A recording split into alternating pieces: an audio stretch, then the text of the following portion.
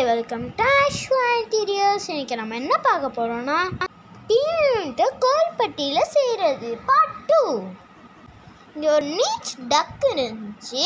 அதை நாங்கள் இப்போ ஃப்ரேம் ஒர்க் பண்ணி 12 mm plywood வச்சு க்ளோஸ் பண்ணுறோம். இதுக்கு தேவையான எல்லா ஒயர்ஸுமே நாங்கள் ஃப்ரேம் ஒர்க்குள்ளேருந்து எடுத்துகிட்டு வந்துட்டோம். ஜென்ரலாக நாங்கள் லேமினேட்டை ஹைட்ராலிக் ப்ரெஸ் மிஷினில் வச்சு தான் ப்ரெஸ் பண்ணுவோம். ஆனால் இங்கே நாங்கள் மேனுவலாக பண்ணியிருக்கோம். எங்கள் சர்வீஸ் உங்களுக்கு தேவைன்னா இந்த நம்பருக்கு கால் பண்ணுங்கள். நாங்கள் சிஎன்சி டிசைனை கோவில்பட்டியிலேயே பண்ணிட்டுருக்கோம். எங்கள் அம்மா டிசைன் வேலை எல்லாத்தையும் பண்ணிட்டாங்க. இப்போ இங்கே நாங்கள் சிஎன்சியில் போட்டு கட் பண்ணுறது தான் வேலை. நாங்கள் எப்போயுமே சிஎன்சி டிசைன் எல்லாத்தையும் அங்கேயே பண்ணிடுவோம்.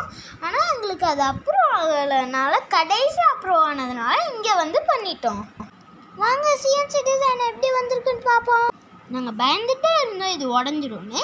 ஆனால் எங்கள் அம்மா சூப்பராக டிசைன் பண்ணதுனால ஒழுங்காக வந்திருக்கு.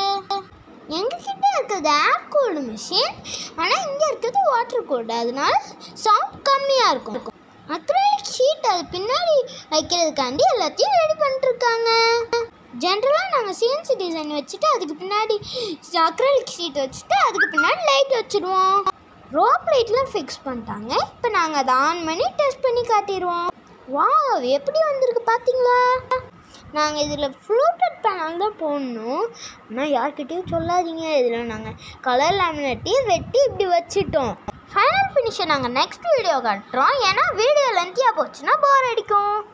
ஃபைனல் ஃபினிஷை நாங்கள் நெக்ஸ்ட் வீடியோவில் காட்டுறோம். Bye bye, see you, tata. நான் தான் அஸ்வத்தாமா. நெக்ஸ்ட் வீடியோக்காண்டி வெயிட் பண்ணுங்கள் எல்லாரும்.